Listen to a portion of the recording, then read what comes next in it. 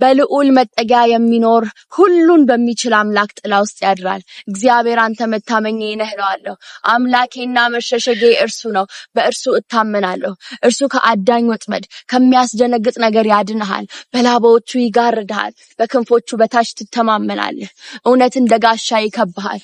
ከሌሊት ግርማ፣ በቀን ከሚበር ፍላጻ፣ በጨለማ ከሚሄድ ክፉ ነገር፣ ከአደጋና ከቀትር ጋኔን አትፈራም። በአጠገብ 1000 በቀኝ 10,000 ይወድቃሉ እንጂ ወደ አንተ አይቀርብም።